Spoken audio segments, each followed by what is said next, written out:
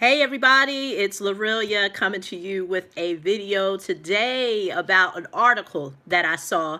So the topic today is going to be about credit. So whether you're new to this channel, I think I may have paused, but whether you're new to this channel or you've seen some videos, you know that I'm not a novice when it comes to the topic of credit. And so today I want to continue the conversation about business credit, business funding, and really want to discuss an article that I came across. I believe, I don't know, I think Boyce Watkins may have wrote the article. It may have been in somebody in his network. I'm not sure. Boyce Watkins is a good friend of mine. So, no shade on him. But it had to do with Black Americans, African Americans, whatever you call yourself, um, not being able to get access to funding, even with a 750 credit score.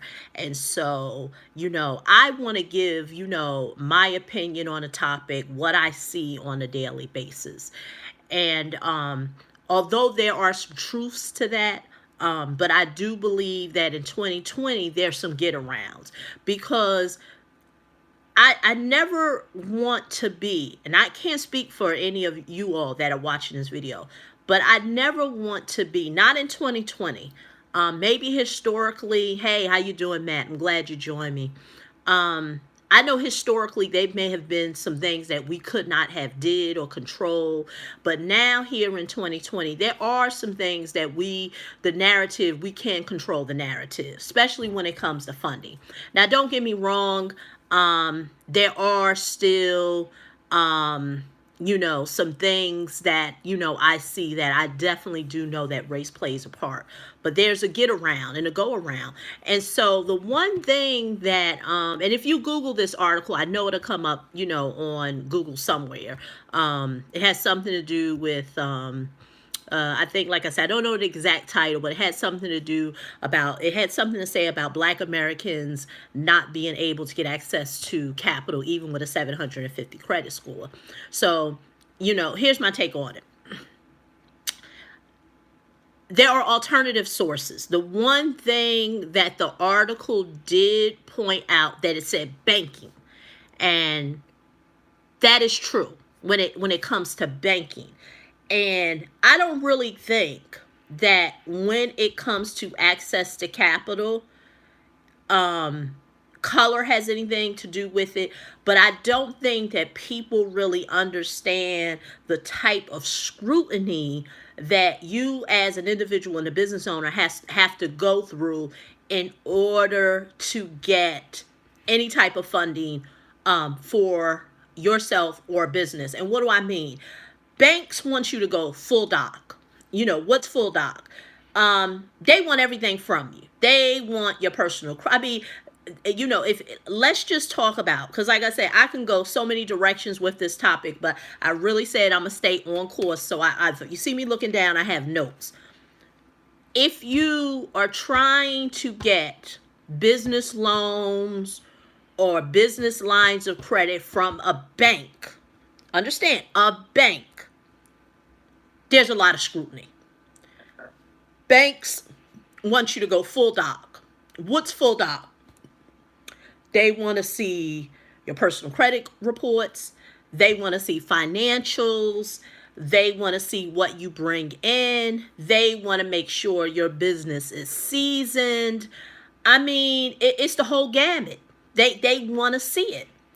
But now in 2020, there's alternative sources. When Dodd-Frank was introduced after the whole bank debacle 10 plus years ago, the scrutiny of lending got tight. It got loosened up with the current administration. And this is not to encourage or whatever. This is not a political video. It's for you to really understand what's happening in this place. And so with the current administration, it loosened things up. For example, what's called the fintech, FINTECH. What does that mean? That means that right now you see a lot of lending platforms that are online. Now they're funded by institutions, but there's a place. So what that means is there's more players in the space. There's more options. There's more options for you as a business owner.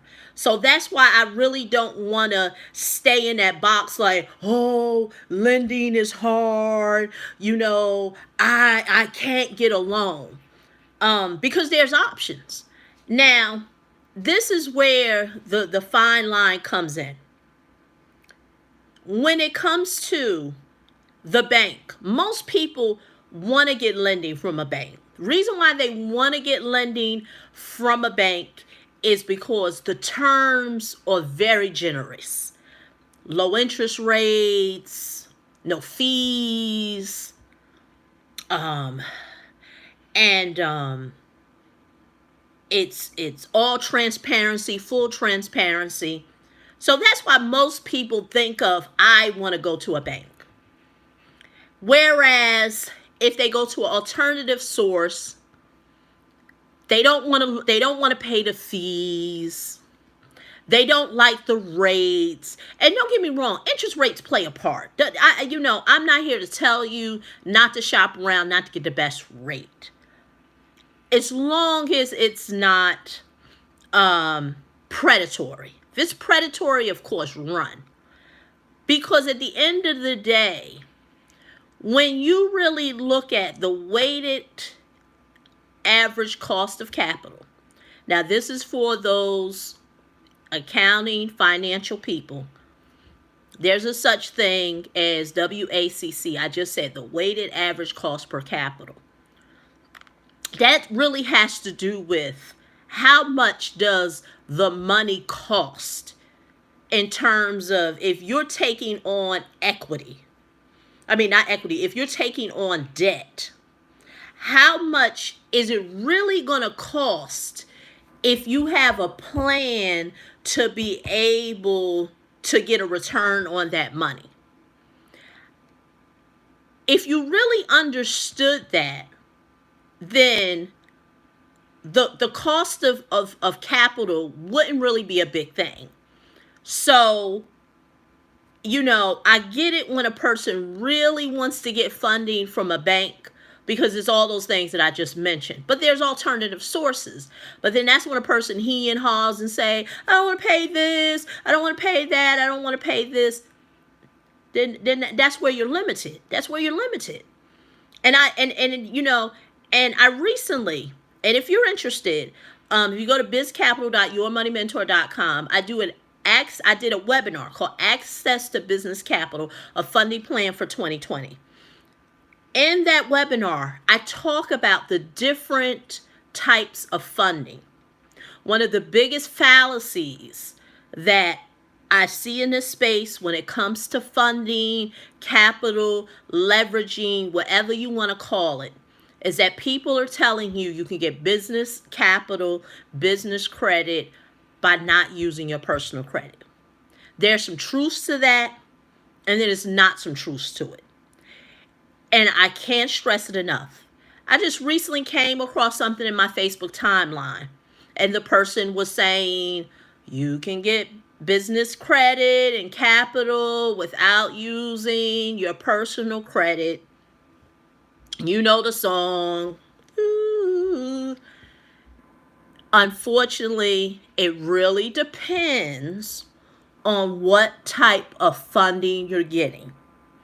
If you're just getting some net 30 accounts, and I know I may sound like a broken record, but what I notice is that new people are coming across my content on a daily basis. So, although it may be old news to you, it's new news to another person. Just recently had this conversation with someone last week who came across my video and said, Lorelia, thank you for sharing that information because no one has ever broke it down like you did. Exactly.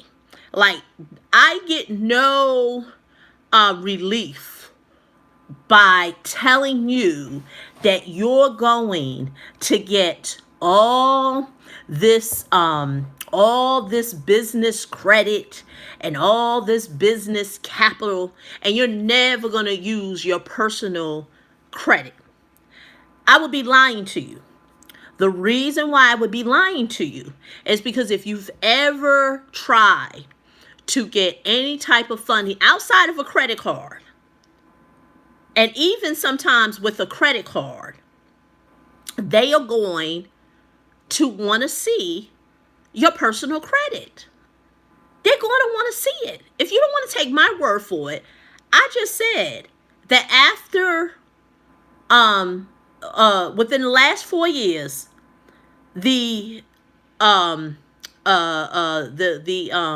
the increased presence of all these online platforms that are providing funding to you have come to the marketplace.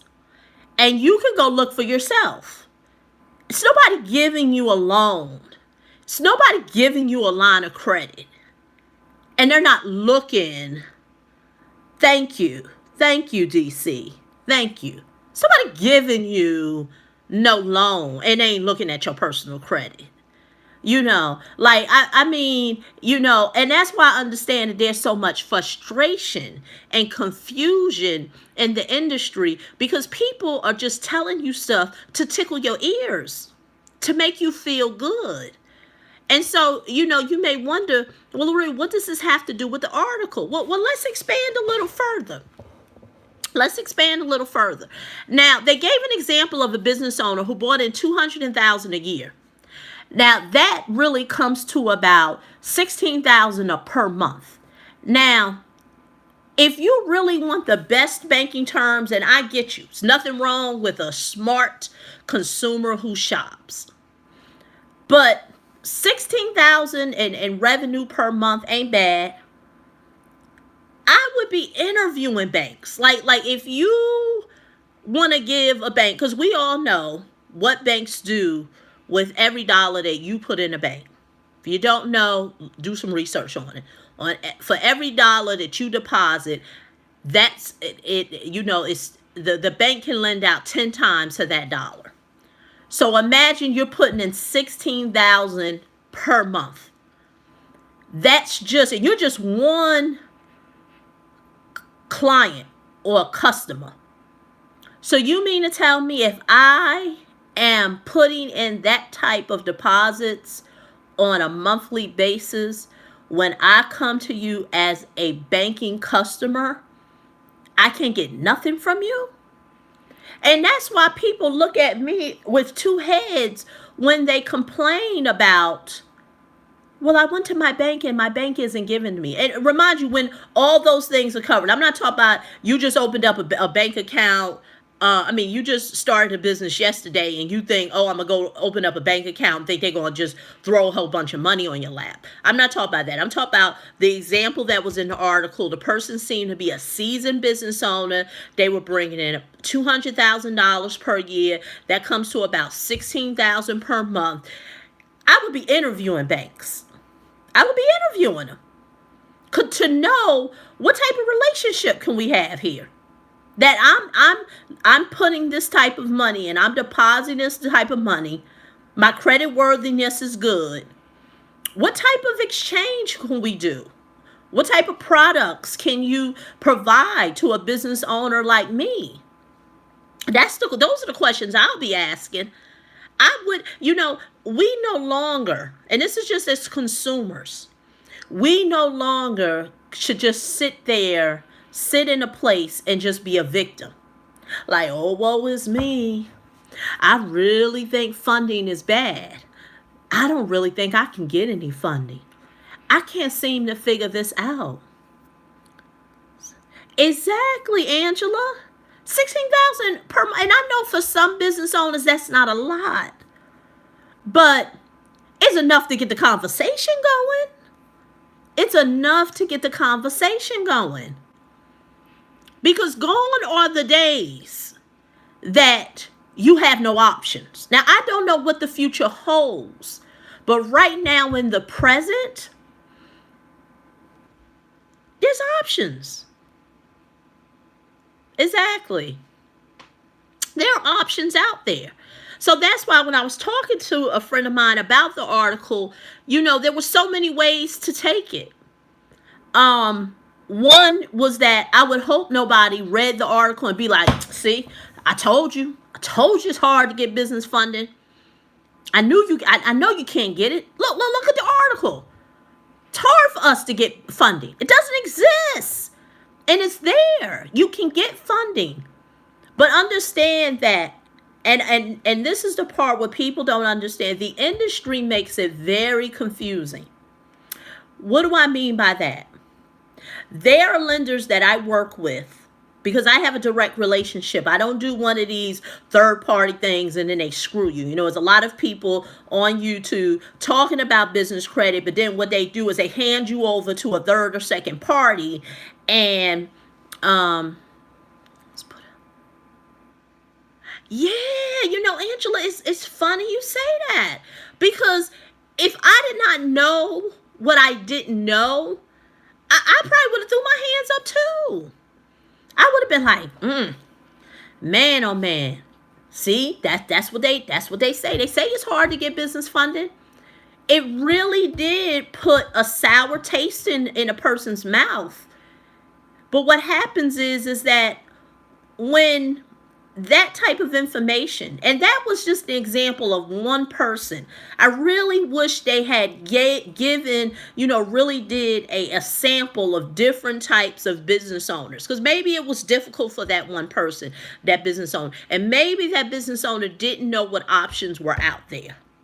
That really is well, Morrow, I am explaining. So it really depends on where, when you came in on this live. You may have to watch the beginning. So, going back to what I was saying, in this space of business funding, business credit, it can be very confusing. There are lenders, I was saying, that I work with. And I was saying, I'm not one of these people on YouTube talking about business credit, but then I kind of pass you on to a second or third party, and they do what I call, they bang you out. Oh, Lorelia, what do you mean they bang you out? Well, what they do is they take your information and they submit it to everyone. And now you have all these inquiries and it's just sad. So I call it, they bang you out.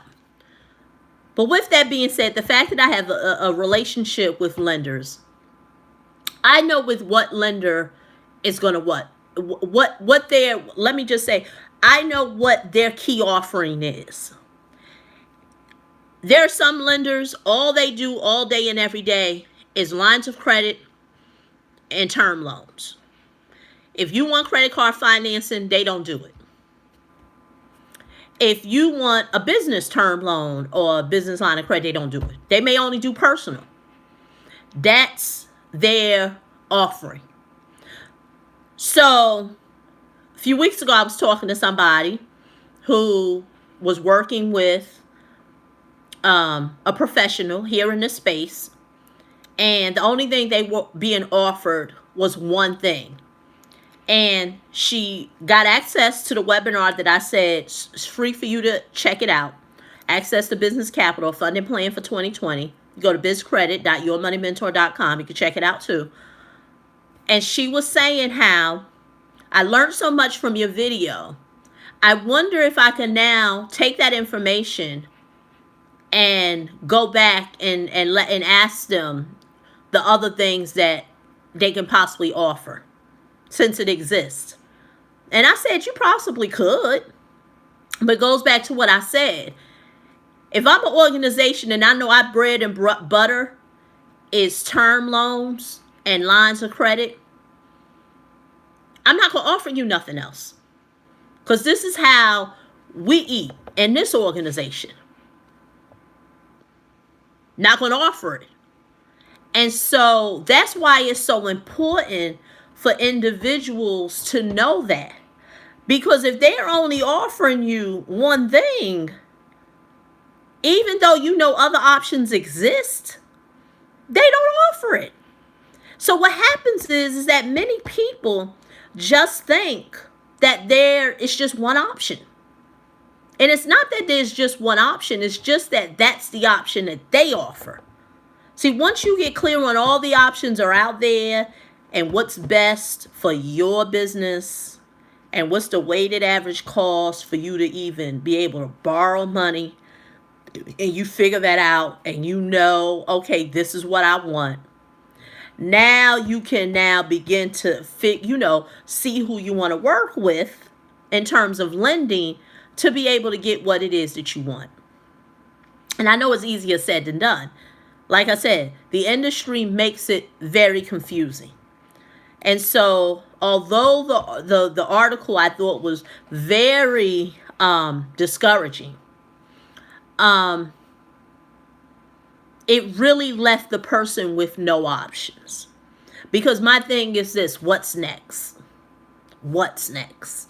In 2020, we still ain't getting no money. You know, no, I think money's still out there. We still can get access to it. It's just knowing what's out there. And unfortunately, many of us don't even know what's out there. And I know one may say, well, why don't they just tell us? I don't know. I don't know. I don't know why they just won't tell you. That's why I put this information out here, because I'm not telling you stuff that's going to tickle your ears. Most people are. They're going to tell you that you can get business credit without you using your own personal credit. Now that's a whole different topic for a whole nother video, and that does exist. It is called corporate credit, but you need to understand what it takes to qualify for corporate credit and what companies have to do to be able to get access to corporate credit, when solely it is on the John Hancocks, meaning the strength of the business. It's not what people, it's not the whole create an account on Dun and Bradstreet. Get some net 30 accounts, trade lines. Start to build that up. Then get your business credit card.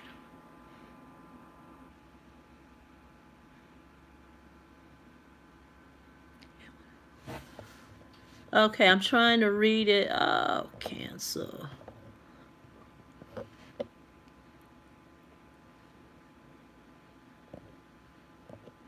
I was trying to read that question. I can't read it. If you said something about an apartment building, that's all I saw.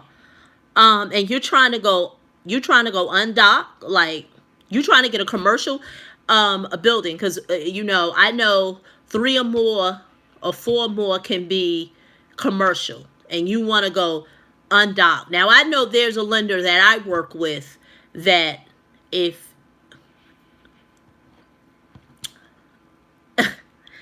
okay, so what you want them to make the decision on? Are you saying, when you say undock, meaning you don't want them to see financials? The financial statements of the business, because a lot. Oh, 5 or more. Yeah, I know every state is different. Like I know in Jersey, it's like 3 or more. But going back to the viewer, how they gonna make their decision? You want to go undock. So what's your definition of undock? Because they got to look at financials. Because okay, all right. So the lender that I work with, what they require is the health of the building. In terms of, they're looking at what the rents are, they're looking at the cap rate, looking at the debt service, like, and then they gotta look at the person or the investors who are looking to be able to get the loan to purchase the building. So they looking at that. Like they are looking at you. Like you can't show that like you can't have a credit report that shows, a house or two got foreclosed on, but now you looking for a lender to lend to you. I mean, the cash is good. And it might help, but they still, some lenders still may want to see, are you credit worthy? Like they just want to, like I said, the lender that I work with, they still want to look. So I know you want to say, hey, I got the cash. You probably have to get a little creative. You probably got to find a different type of lender. Um, but this is what I tell people. Like, and I know you and people don't want to hear this because they kind of want to move on what it is they're moving on. Don't let your personal credit be a limit to why you're not getting access to stuff. And I know in 2020, nobody wants to hear that conversation. They kind of want to leave. They kind of want to treat personal credit like a stepchild. But I'm going to still do me. I'm going to still build my business. I'm going to still invest in real estate. But I ain't going to pay no attention to my personal credit because I'm getting money. And unfortunately, in this time and place, they still looking at your worthiness, because how you pay bills is how they determine what your character is. You see what I'm saying? Unless you just want to use all your disposable income all the time to just buy stuff, and that doesn't make sense. I mean, are there people out there that's doing it? They are. But people out there, 693 ain't bad, but those collections, yeah, they gotta go. They gotta go. Yeah. So that is true. Because that's why I tell people a 680 credit score or higher, I've seen people get lending, but the thing is that can't be no derogatories. And the viewer said, I think his name is Morrow, the collection accounts. No, those gotta go. They'll kill you. They'll kill you because a 693 that's healthy, that has some age on it, but they got them collections. Them collections will kill you. I haven't seen anything get approved with some collections. Like they gotta go. Like they gotta go. They are just not a good.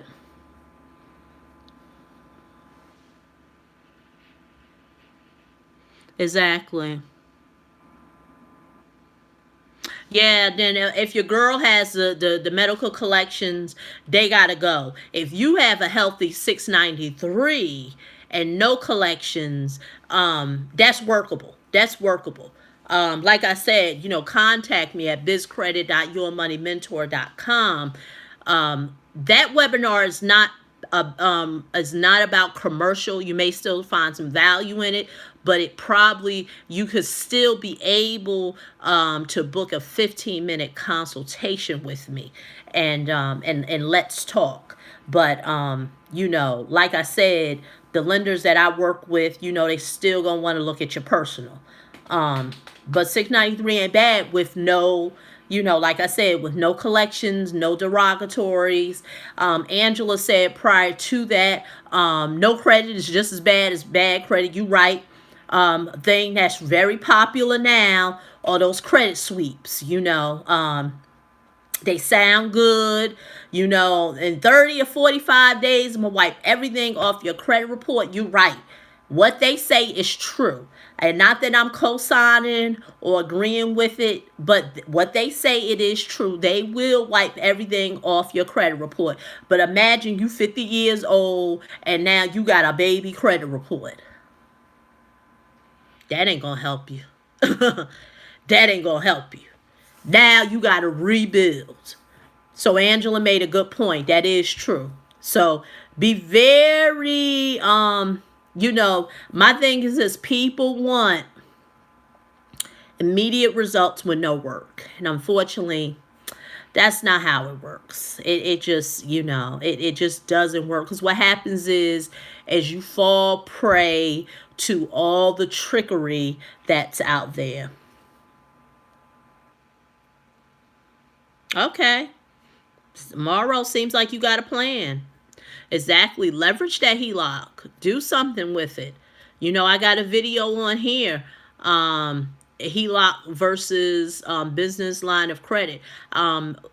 I probably save it for another video, but unfortunately, they changed the tax rules last year on HELOCs. You used to can write off the interest from a HELOC, but you can only do it if you are improving a primary home. So if you're using a HELOC to do anything else, it's not, there's no write off. But this is not a tax seminar or tax advice. You see your tax professional, which is why I kind of made an example with the business line of credit, but they both have their place. So I'm not knocking it. You can leverage it. So Morrow seems like you are on track to doing some real good damage, so that's good. So it has its place, and with those numbers that you stated, sounds like you were in the Northeast, because 399 and stuff, those are Northeast numbers. It looks, I definitely know you're not in like Ohio, Indiana, Michigan, because the Midwest, those aren't those numbers. The numbers you were quoting, those sound like Northeast numbers. Oh, Minnesota. Oh, wow. Okay, I didn't realize Minnesota was that high. Because I know in the Northeast, those 399 numbers are very common here in this area. And I didn't think you went in West.